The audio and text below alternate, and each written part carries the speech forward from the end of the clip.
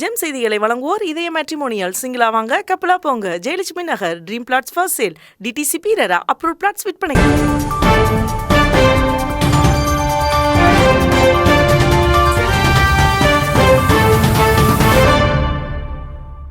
வணக்கம். இந்திய நேரப்படி மதியம் 1:30 மணி செய்திகள்.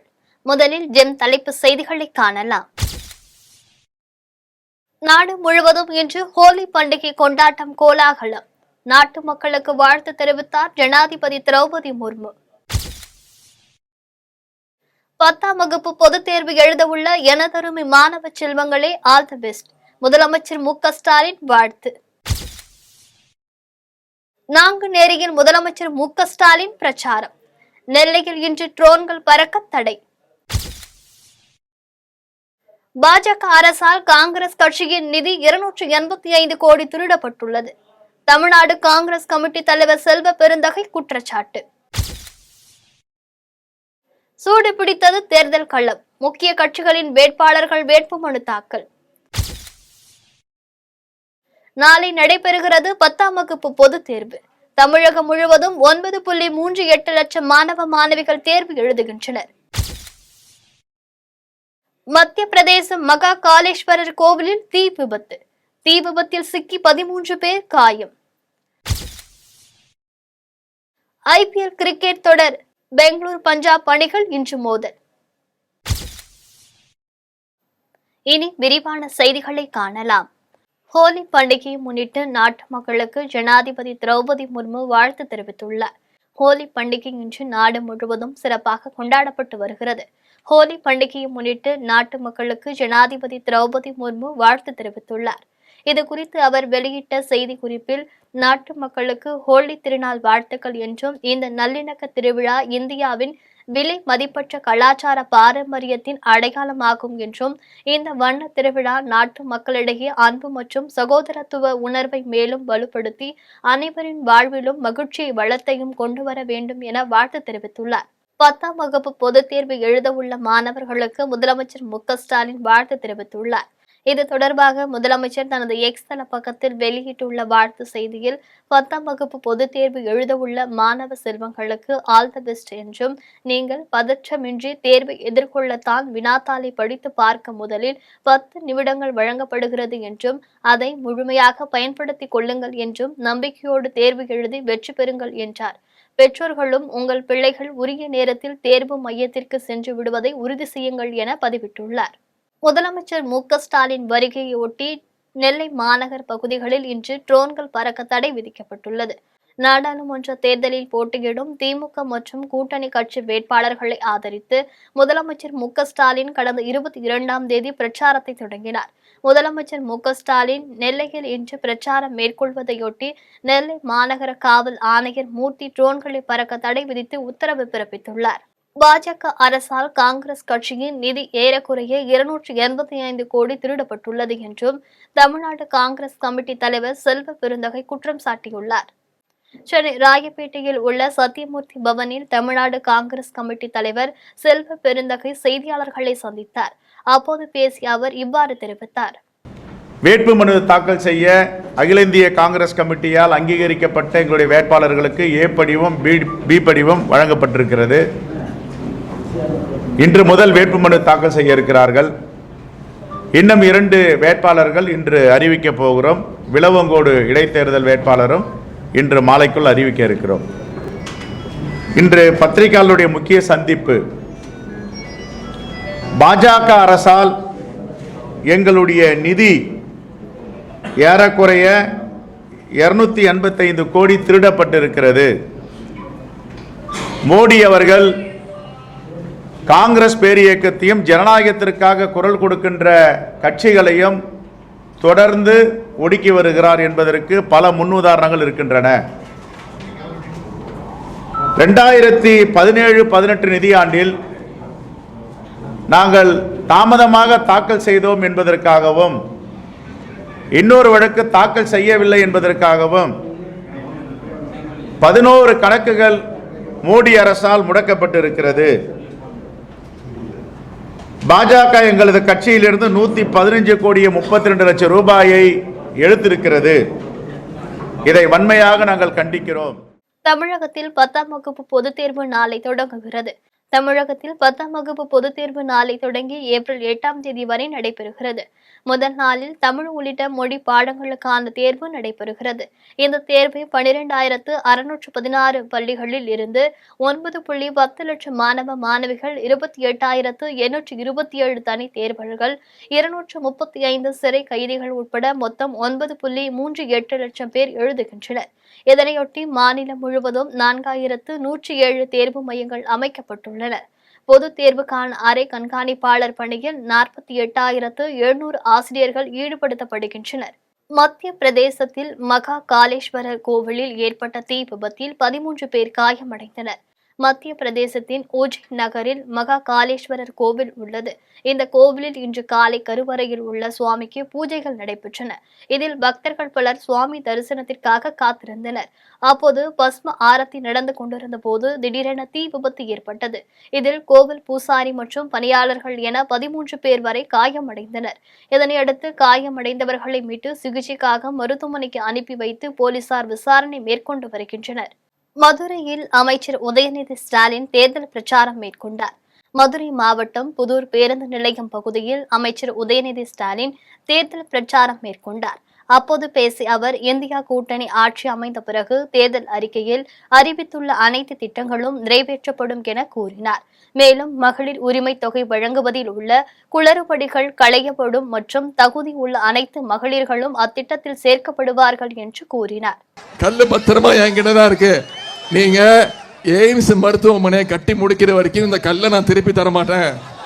நாடாளுமன்ற தேர்தலில் வாய்ப்பு மறுக்கப்பட்டதால் ஈரோடு எம்பி கணேசமூர்த்தி விஷமருந்தி உள்ளார் என மதிமுக பொதுச் செயலாளர் வைகோ கோவையில் தெரிவித்துள்ளார். கோவை KMCH மருத்துவமனையில் சிகிச்சை பெற்று வரும் ஈரோடு எம்பி கணேசமூர்த்தியை மதிமுக பொதுச் செயலாளர் வைகோ நேரில் சந்தித்தார். தொடர்ந்து அவருக்கு அளிக்கப்படும் சிகிச்சைகள் குறித்து மருத்துவர்களிடம் கேட்டறிந்தார். பின்னர் செய்தியாளர்களுக்கு பேட்டியளித்த அவர் இவ்வாறு தெரிவித்தார். நான் உயிராக நேசித்து வந்த என் கண்ணின் மணியாக திகழ்ந்த, அங்கே போய் பார்க்கறப்ப இவர் இந்த மாதிரி குடிச்சிருக்காரு, நான் போயிட்டு வரப்பா அப்படின்னாராம் கபிலர்கிட்ட. பிறகு எல்லாரும் சேர்ந்து உடனடியாக முதலுதவிக்கு லோக்கல் ஹாஸ்பிட்டலை கொண்டு போய் அங்கே என்னென்ன செய்யணுமோ பிரிலிமினரியா அதெல்லாம் அங்கே செஞ்சிட்டாங்க. அதை இங்குள்ள தலைமை நிபுணர்கிட்ட நான் கேட்டேன். அவங்க எல்லாம் செய்ய போய் தான் நாங்கள் இந்த அளவுக்கு பார்க்க முடியுது. 50-50 சான்ஸுங்கிற மாதிரி சொல்லிட்டு இது மாதிரி கேசஸ் இங்க வந்து பிழைச்சிருக்கிறாங்க. அதுக்குரிய எக்யூப்மெண்ட்லாம் நம்ம ஹாஸ்பிட்டல் இருக்கு. அதை வச்சு பயன்படுத்தி இது பண்றோம். கொஞ்சம் பிபி குறையுது, அதனால நாங்கள் செடேஷன்ல வச்சிருக்கிறோம். அதனால நம்பிக்கையோட இருப்போம் அப்படின்னு டாக்டர்ஸ் மகன்கிட்டையும் என்கிட்டையும் சொன்னாங்க. கோவையில் பேரூர் சாந்தலிங்க ஆதீனத்தில் உள்ள மருதாச்சல அடிகளாரை சந்தித்து பாஜக மாநில தலைவர் அண்ணாமலை ஆசி பெற்றார். கோவை மாவட்டம் பேலூர் சாந்தலிங்கம் ஆதீனத்தின் சார்பில் அண்ணாமலைக்கு வரவேற்பு வழங்கப்பட்டது. இதனையடுத்து ஆதீன பீடத்தில் அமர்ந்திருந்த பேரூர் ஆதீன மருதாச்சல அடிகளார் சிவபதிகம் பாடி அண்ணாமலைக்கு பொன்னாடை அணிவித்தும் மலர் கிரீடம் அணிவித்து நெற்றியில் திருநீர் பூசி ஆசீர்வாதங்களை வழங்கினார். பின்னர் செய்தியாளர்களை சந்தித்த அண்ணாமலை, கடந்த சில நாட்களாக கோவையில் தண்ணீர் பஞ்சம் அதிகம் காணப்படுவதால் மக்கள் அவதிக்குள்ளாகி உள்ளதாகவும், இது குறித்து தமிழக அரசு மெத்தன போக்கு காட்டாமல் உடனடியாக சிறுவாணி பிள்ளூர் அணைகளில் தண்ணீரை பயன்படுத்துவதற்கு நடவடிக்கை எடுக்க வேண்டும் என்று கூறினார். மேலும் அரசியல் தாண்டி சிறுவாணி தண்ணீரை பெறுவதற்கு கேரள அரசு உடன் திமுக அரசு முயற்சிக்க வேண்டும் என தெரிவித்தார். இதனையடுத்து மக்களுக்கு நேரடியாக குடித்தண்ணீர் கிடைக்கும் வகையில் ஜல்சக்தி திட்டம் உருவாக்கப்பட்டது. ஆனால் தமிழகத்தில் அத்திட்டம் முழுமையாக முடக்கப்படும் முறைகேடு நடைபெற்று வருகிறது என கூறினார். மேலும் பேசிய அவர், கடையநல்லூரில் தென்காசி நாடாளுமன்ற தொகுதி திமுக வேட்பாளருக்கு விடுதலை சிறுத்தைகள் கட்சியின் சார்பில் சிறப்பான வரவேற்பு அளிக்கப்பட்டது. தென்காசி மாவட்டம் நாடாளுமன்ற தொகுதியின் திமுக வேட்பாளராக ராணி ஸ்ரீகுமார் அறிவிக்கப்பட்டுள்ளார். இதனையடுத்து கடையநல்லூரில் விடுதலை சிறுத்தைகள் கட்சி மேற்கு மாவட்ட அலுவலகத்திற்கு வருகை தந்த ராணி ஸ்ரீகுமாருக்கு மாவட்ட செயலாளர் ஜான் தாமஸ் தலைமையில் விசிகவினர் பொன்னாடை போற்று சிறப்பு வரவேற்பு அளித்தனர். பின்னர் அவர் அம்பேத்கரின் உருவப்படத்திற்கு மலர் தூவி மரியாதை செலுத்தினார். இதில் மாவட்ட செய்தி தொடர்பாளர் இசக்கி பாண்டியன், மாவட்ட துணை செயலாளர் சாமித்துரை, கடையநல்லூர் நகர செயலாளர் பாக்கியநாதன் வாசு, ஒன்றிய செயலாளர் சுரேஷ் தமிழன் வாசு, சட்டமன்ற தொகுதி செயலாளர் பாலகிருஷ்ணன் உட்பட கட்சி நிர்வாகிகள் பலர் கலந்து கொண்டனர். திருப்பூரில் சட்டவிரோதமாக செயல்பட்டு வரும் டாஸ்மாக் கடை மீது தமிழக அரசு உரிய நடவடிக்கை எடுக்க வேண்டும் என பொதுமக்கள் கோரிக்கை விடுத்துள்ளனர். திருப்பூர் மாவட்டம் பல்லடம் அடுத்த அருள்புரத்தில் தனியார் டாஸ்மாக் கடை ஒன்று இயங்கி வருகிறது. இந்நிலையில் சட்டவிரோதமாக மது விற்பனையில் செயல்பட்டு வரும் டாஸ்மாக் கடை மீது காவல்துறையினர் உரிய நடவடிக்கை எடுக்க வேண்டும் என பொதுமக்கள் கோரிக்கை விடுத்துள்ளனர். ஆனால் போலீசார் நடவடிக்கை எடுக்காமல் காலதாமதம் செய்வதாக கூறி பொதுமக்கள் டாஸ்மாக் கடை மீதும் காவல்துறையினர் மீதும் தமிழக அரசு உரிய நடவடிக்கை எடுக்க வேண்டும் என கோரிக்கை விடுத்துள்ளனர். சங்கரன் கோவில் அருகே அரசு பள்ளி ஆசிரியையை தூக்கிட்டு தற்கொலை செய்து கொண்ட சம்பவம் சோகத்தை ஏற்படுத்தியுள்ளது. தென்காசி மாவட்டம் சங்கரன் கோவில் அருகே நடுவக்குறிச்சியைச் சேர்ந்த ராஜேந்திரன் என்பவர் ராணுவத்தில் பணிபுரிந்து வருகிறார். இவரது மனைவி அருகிலுள்ள பாண்டியபுரம் கிராமத்தில் உள்ள நடுநிலைப் பள்ளி ஒன்றில் ஆசிரியராக பணியாற்றி வந்தார். இவர் திடீரென குடும்ப பிரச்சினை காரணமாக வீட்டிலேயே தூக்கிட்டு தற்கொலை செய்து கொண்டதாக கூறப்படுகிறது. இதுகுறித்து தகவல் அளித்த தகவலின் பேரில் சம்பவ இடத்திற்கு வந்த போலீசார் இறந்தவரின் உடலை மீட்டு பிரேத பரிசோதனைக்காக சங்கரன் கோவில் அரசு மருத்துவமனைக்கு அனுப்பி வைத்தனர். மேலும் இச்சம்பவம் குறித்து போலீசார் தீவிரமாக விசாரணை மேற்கொண்டு வருகின்றனர். விருதாச்சலம் அருகே புனித தெரேசம்மாள் ஆலயத்தில் தவகால சிலுவை பாத யாத்திரை நடைபெற்றது. கடலூர் மாவட்டம் விருதாச்சலம் அருகே ஆர்சி கொக்கும்பாளையத்தில் குழந்தை இயேசுவின் புனித தெரேசம்மாள் ஆலயத்தில் இயேசுவின் தவகால சிலுவை பாத யாத்திரை தேவாலயம் பங்கு பாதிரியார் தலைமையில் நடைபெற்றது. இதில் வீராரெட்டிக்குப்பம் பங்குவைச் சேர்ந்த அனைத்து கிராம பொதுமக்களும் கலந்து கொண்டு கொட்டாரக்குப்பம் ஆஞ்சநேயர் பிரிவு சாலையில் இருந்து தொடங்கி நடைபயணம் முக்கிய வீதிகள் வழியாக ஊர்வலமாக வந்து மீண்டும் தேவாலயத்தில் நிறைவு பெற்றது. தொடர்ந்து திருப்பலிகள் நடத்தப்பட்டு அனைவருக்கும் அன்னதானம் வழங்கப்பட்டது. குரோம்பேட்டையில் தேசிய ஜனநாயக கூட்டணியில் தமிழ் மாநில காங்கிரஸ் கட்சி வேட்பாளர் அறிமுக விழா நடைபெற்றது. சென்னை அடுத்த குரோம்பேட்டை தனியார் மண்டபத்தில் தேசிய ஜனநாயக கூட்டணியில் உள்ள தமிழ் மாநில காங்கிரஸ் கட்சியின் ஸ்ரீபெரும்புத்தூர் வேட்பாளர் வேணுகோபாலை அறிமுகப்படுத்தும் விழா நடைபெற்றது. இந்த விழாவில் பாஜக செங்கல்பட்டு மாவட்ட தலைவர் வேத சுப்பிரமணி, பாட்டாளி மக்கள் கட்சியின் மேற்கு மாவட்ட தலைவர் வெங்கடேசன், அமமுக கட்சியின் மாவட்ட அமைப்பாளர் கிருஷ்ணமூர்த்தி ஆகியோர் கலந்து கொண்டு வேட்பாளர் வேணுகோபாலை ஆதரித்து வெற்றி பெற செய்ய வேண்டும் என பேசினர். நாடாளுமன்ற தேர்தலை பொறுத்தவரை ஒவ்வொரு தேர்தலிலும் தேர்தல் நாயகனாக மட்டுமே வலம் வந்து கொண்டிருக்கிற திராவிட முன்னேற்ற கழகத்தினுடைய வேட்பாளரை வெற்றி பெறுவது மட்டுமே எங்களுடைய நோக்கம். 1996 உயர்ந்து கிடந்த திராவிட முன்னேற்ற கழக வேட்பாளர் TR பாலுவிற்கு எங்களுடைய சைக்கிள் சின்னம் வலுவளித்து வெற்றி பெற வைத்தது. அந்த கூட்டணியினுடைய வெற்றி அன்றைக்கு அவர்களுக்கு பிரகாசமாக தெரிந்தது. அதே சைக்கிள் சின்னம் இன்றைக்கு அவர் வீழ்வதற்கு காரணமாக இருக்கும் என்பதை உங்களிடத்தில் தெரிவித்துக் கொள்கிறேன். தேர்தல் கதாநாயகன் எங்கு சென்றாலும் மக்களை பார்க்க மாட்டார்.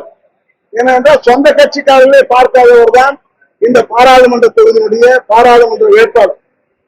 அவர் செல்கிற இடத்திலெல்லாம் மக்கள் கேட்கின்ற கேள்விக்கு நடிகர் விவேக் ஒரு படத்திலே ஒரு பதில் கூறுவார்.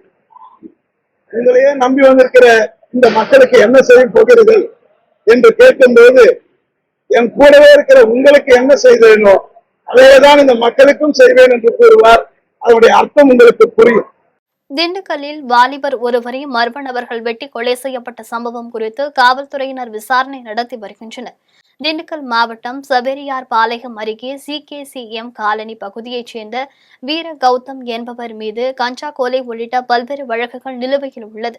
இந்த நிலையில் அப்பகுதியில் உள்ள தனியார் பெண்கள் மேல்நிலைப் பள்ளி அருகே வீரா கௌதம் சென்று கொண்டிருந்த போது மர்ம நபர்கள் கத்தி, அருவாள் உள்ளிட்ட ஆயுதங்களால் வெட்டிவிட்டு தப்பி சென்றனர். இதுகுறித்து தகவல் அறிந்து சம்பவ இடத்திற்கு வந்த காவல்துறையினர் சிகிச்சைக்காக திண்டுக்கல் அரசு மருத்துவக் கல்லூரி மருத்துவமனைக்கு அனுப்பி வைத்தனர். ஆனால் மருத்துவமனைக்கு கொண்டு கொண்டு செல்லும் வழியிலேயே வீரா கௌதம் பரிதாபமாக உயிரிழந்தார். இந்த நிலையில் கொலை நடந்ததுக்கான காரணம் குறித்து திண்டுக்கல் நகர் தெற்கு காவல்துறையினர் விசாரணை மேற்கொண்டு வருகின்றனர். ராமநாதபுரம் தனியார் பள்ளியில் பாரம்பரிய விளையாட்டுப் போட்டி நடைபெற்றது. நாடாளுமன்ற தேர்தலை முன்னிட்டு பொதுமக்கள் அனைவரும் வாக்களிக்க வேண்டும் என்று விழிப்புணர்வு ஏற்படுத்தும் விதமாக ராமநாதபுரம் தனியார் பள்ளியில் இந்திய அரசு நேரு யுகவேந்திரா இளைஞர் நலன் மற்றும் விளையாட்டு அமைச்சகம் மற்றும் நிக்கோலஸ் சிலம்பம் பயிற்சி பள்ளி சார்பில் பாரம்பரிய விளையாட்டுப் போட்டிகள் நடைபெற்றது.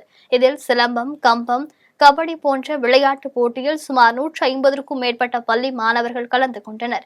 சிறப்பு விருந்தினராக பொருளாதார குற்றப்பிரிவு சார்பு ஆய்வாளர் நந்தகுமார் மற்றும் நேரு யுகவேந்திரா தன்னார்வலர்கள் வினிதா, ஆயிஷா பர்வீன் உள்ளிட்டோர் கலந்து கொண்டனர். பின்னர் போட்டியில் வெற்றி பெற்றவர்களுக்கு பாராட்டு சான்றிதழ் மற்றும் பரிசு கோப்பைகள் வழங்கப்பட்டன. நேரு யுகவேந்திரா இளைஞர் நலன் மற்றும் விளையாட்டு அமைச்சகம் நிக்கோலஸ் சிலம்ப பயிற்சி பள்ளி சார்பாக இன்று வாக்காளர் விழிப்புணர்வு ஏற்படுத்தும் வண்ணமாக ஒரு விளையாட்டு போட்டிகள் நடந்துகிட்டு இருக்கு. என்னென்ன விளையாட்டு போட்டிகள் பார்த்தீங்கன்னா சிலம்பம், மல்லர் கம்பம் மற்றும் கபடி. கிட்டத்தட்ட ஒரு 100 மாணவர்கள் இந்த விளையாட்டு போட்டிகள் விளையாண்டுட்டு இருக்காங்க. இதை நேரு யுகவேந்திரா சார்பில் இன்னைக்கு மாணவர்கள் இந்த விளையாட்டு போட்டிகள் விளையாடுறாங்க. அந்தியூரில் CIG மிஷன் தேவாலயத்தில் குருத்தோலை ஞாயிறு முன்னிட்டு சிறப்பு வழிபாடு நடைபெற்றது. ஈரோடு மாவட்டம் அந்தியூரில் CIG மிஷன் தேவாலயம் சார்பில் குருத்தோலை ஞாயிறு நிகழ்ச்சி நடைபெற்றது. இதில் கிறிஸ்தவர்கள் கலந்து கொண்டு கைகளில் குருத்தோலைகளால் செய்யப்பட்ட சிலுவையை ஏந்தியவாறு கிறிஸ்தவ பாடல்களை பாடிக்கொண்டு முக்கிய வீதிகளில் ஊர்வலமாக வந்தனர். தொடர்ந்து தேவாலயத்தில் கூட்டு திருப்பலி நடைபெற்றது.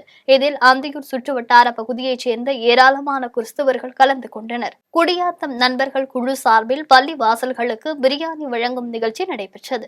வேலூர் மாவட்டம் குடியாத்தம் தரணம்பேட்டை ஷரீப் நகரின் நண்பர்கள் குழு சார்பில் 15ஆம் ஆண்டு ரமலான் நோன்பு முன்னிட்டு பள்ளி வாசல்களுக்கு பிரியாணி பொட்டலங்கள் வழங்கும் நிகழ்ச்சி நடைபெற்றது.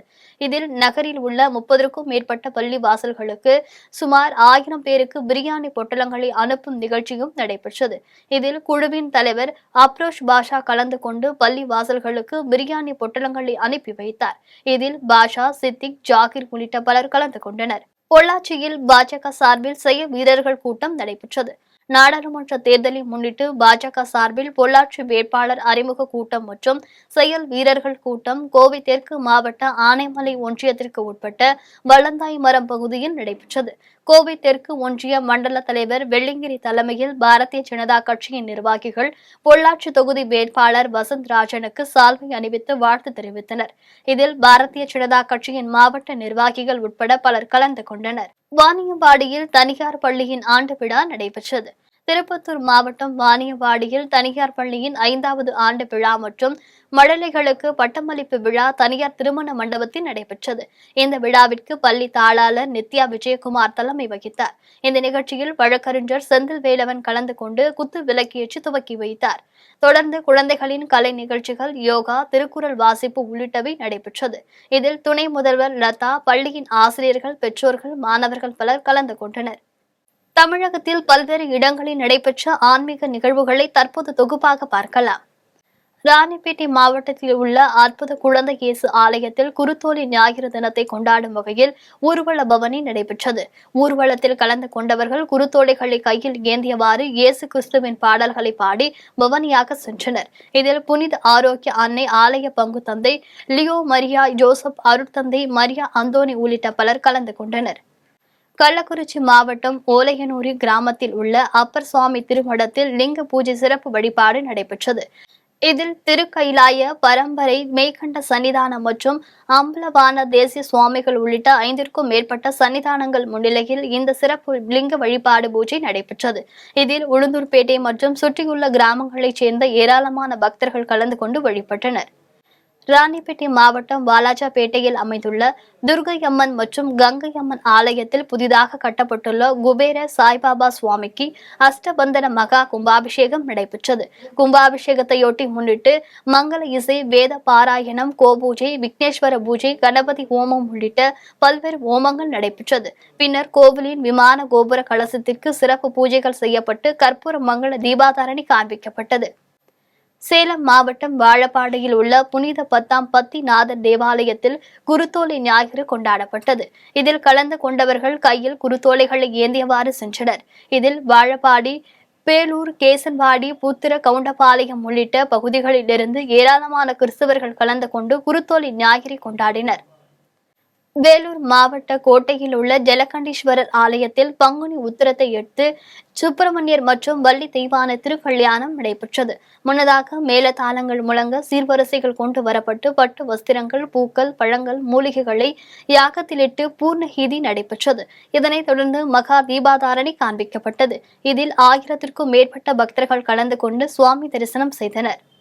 விழுப்புரம் மாவட்டம் செஞ்சி அடுத்த மேல்மலையனூர் அங்காளம்மன் பரமேஸ்வரி ஆலயத்தில் பங்குனி மாத பௌர்ணமி தினத்தை முன்னிட்டு மூலவர் மற்றும் உற்சவ அங்காளம்மனுக்கு பல்வேறு வாசனை திரவியங்கள் கொண்டு அபிஷேகம் செய்யப்பட்டது.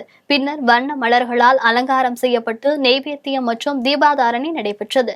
இதனைத் தொடர்ந்து 108 பெண்கள் திருவிளக்கு ஏற்றி வைத்து உற்சவர் அங்காளம்மனை வழிபாடு செய்தனர். நாடு நலம் பெற வேண்டி நடைபெற்ற கூட்டு பிரார்த்தனையில் ஏராளமான பக்தர்கள் கலந்து கொண்டனர். தென்காசி மாவட்டம் புளியங்குடி அரசு மருத்துவமனை அருகில் உள்ள முப்பெரும் தேவியர் பவானியம்மன் ஆலயத்தில் பங்குனி உத்திரத்தை முன்னிட்டு 9ஆம் ஆண்டு அபிஷேக விழா சிறப்பாக நடைபெற்றது. விழாவையொட்டி தேவியர் அம்மனுக்கு சிறப்பு பூஜைகள் நடைபெற்றது. கோவில் வளாகத்தில் உள்ள பால விநாயகர் கோவிலில் இருந்து குருநாதர் சக்தியம்மா தலைமையில் 1000க்கும் மேற்பட்ட பக்தர்கள் கலந்து கொண்டு பால்குடம், தீர்த்தகுடம் எடுத்து நகரின் முக்கிய வீதி வழியாக வலம் வந்தனர். விழா ஏற்பாடுகளை கோவில் குருநாதர் சக்தியம்மா மற்றும் நிர்வாகத்தினர் செய்தனர்.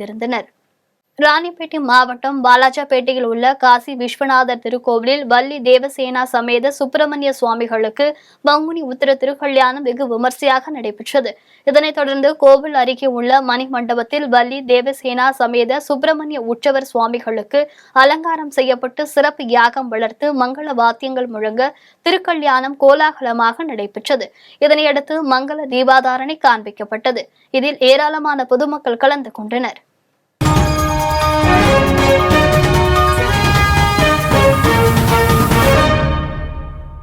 இனி வருவது உலக செய்திகள். உக்ரைன் மீது ரஷ்யா நடத்திய சரமாரி ஏவுகணை தாக்குதலில் 30க்கும் மேற்பட்ட ராணுவ வீரர்கள் உயிரிழந்தனர். கீவ் நேட்டோ கூட்டணியில் இணைய முயன்ற உக்ரைன் மீது ரஷ்யா 2022ஆம் ஆண்டு முதல் போர் தொடுத்து வருகிறது. இந்த நிலையில் உக்ரைன் தலைநகர் கியூ மீது ரஷ்யா 120 ஏவுகணைகளை அடுத்தடுத்து வீசி தாக்குதல் நடத்திய நிலையில் உக்ரைனின் தேசிய பல்கலைக்கழகம், சுகாதார நிலையம் உள்ளிட்ட பல்வேறு கட்டிடங்கள் தீப்பிடித்து சேதமடைந்தன. அப்போது பல்கலைக்கழக வளாகத்தில் முகாமிட்டிருந்த உக்ரைன் ராணுவ வீரர்கள் 30க்கும் மேற்பட்டோர் உயிரிழந்தனர். மேலும் பலருக்கும் படுகாயம் ஏற்பட்டது. இதனையடுத்து ரஷ்யாவின் இந்த தாக்குதலுக்கு உக்ரைன் அதிபர் விளாடிமிர் ஜெலன்ஸ்கி கடும் கண்டனம் தெரிவித்துள்ளார்.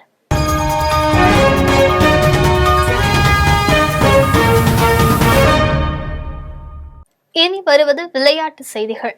IPL கிரிக்கெட் தொடர் லீக் ஆட்டத்தில் Royal Challengers Bengaluru, Punjab Kings அணிகள் இன்று மோத உள்ளன. இன்று நடைபெறவிருக்கும் 17வது IPL கிரிக்கெட் தொடரின் லீக் ஆட்டத்தில் Royal Challengers Bengaluru, Punjab Kings அணிகள் மோத உள்ளன. இந்த நிலையில் பெங்களூரு ராயல் சேலஞ்சர்ஸ் அணி தற்பொழுது தனது சொந்த ஊர் ரசிகர்கள் முன்னிலையில் பேட்டிங்குக்கு உகந்த மைதானத்தில் ஆடுவதால் வெற்றி கணக்கை தொடங்க தீவிர முனைப்பு காட்டி வருகின்றன. மேலும் பஞ்சாப் கிங்ஸ் தனது முதல் ஆட்டத்தில் டெல்லிக்கு எதிராக வெற்றி பெற்ற நிலையில் வெற்றி பயணத்தை நீட்டிக்கும் ஆவலில் இரு அணிகளும் ஏறக்குறைய சரிசமம் பலத்துடன் மல்லு கட்டுவதால் ரன் மழையை எதிர்பார்க்கலாம் என கூறப்படுகிறது.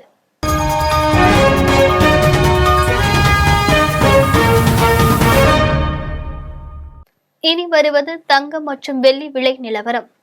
சென்னையில் இன்று ஆபரண தங்கத்தின் விலை ஒரு சவரன் 49,640 ரூபாய்க்கு விற்பனை செய்யப்படுகிறது. சென்னையில் இன்று 1 கிராம் ஆபரண தங்கம் 20 ரூபாய் அதிகரித்து 6,205 ரூபாய்க்கு விற்பனை செய்யப்படுகிறது. ஒரு சவரன் 160 ரூபாய் அதிகரித்து 49,640 ரூபாய்க்கு விற்பனை செய்யப்படுகிறது. இதேபோல் 24 கேரட் தூய தங்கம் 1 கிராம் 6,769 ரூபாய்க்கும், ஒரு சவரன் 54,152 ரூபாய்க்கும் விற்பனை செய்யப்படுகிறது. 1 கிராம் வெள்ளி 80 ரூபாய்க்கும் 80 காசுகளுக்கும், 1 கிலோ வெள்ளி 80,800 ரூபாய்க்கும் விற்பனை செய்யப்படுகிறது. மீண்டும் ஜெம் தலைப்பு செய்திகள். நாடு முழுவதும் இன்று ஹோலி பண்டிகை கொண்டாட்டம் கோலாகலம். நாட்டு மக்களுக்கு வாழ்த்து தெரிவித்தார் ஜனாதிபதி திரௌபதி முர்மு. 10ஆம் வகுப்பு பொதுத் தேர்வு எழுதவுள்ள எனதருமை மாணவ செல்வங்களே, ஆல் தி பெஸ்ட். முதலமைச்சர் மு.க. ஸ்டாலின் வாழ்த்து. நாங்குநேரியில் முதலமைச்சர் மு.க. ஸ்டாலின் பிரச்சாரம். நெல்லையில் இன்று ட்ரோன்கள் பறக்க தடை. பாஜக அரசால் காங்கிரஸ் கட்சியின் நிதி 285 கோடி திருடப்பட்டுள்ளது. தமிழ்நாடு காங்கிரஸ் கமிட்டி தலைவர் செல்வ பெருந்தகை குற்றச்சாட்டு. சூடு பிடித்தது தேர்தல் களம். முக்கிய கட்சிகளின் வேட்பாளர்கள் வேட்புமனு தாக்கல். நாளை நடைபெறுகிறது 10ஆம் வகுப்பு பொதுத் தேர்வு. தமிழகம் முழுவதும் 9.38 லட்சம் மாணவ மாணவிகள் தேர்வு எழுதுகின்றனர். மத்திய பிரதேசம் மகா காளேஸ்வரர் கோவிலில் தீ விபத்து. தீ விபத்தில் சிக்கி 13 பேர் காயம். IPL கிரிக்கெட் தொடர். பெங்களூர் பஞ்சாப் அணிகள் இன்று மோதல். இத்துடன் ஜெம் செய்திகள் நிறைவடைகின்றன. மீண்டும் ஜெம் செய்திகள் இரவு 8:30 மணிக்கு. உடனுக்குடன் செய்திகளை காண GemLive.tv என்ற இணையதளத்தில் இணைந்திருங்கள். நன்றி, வணக்கம்.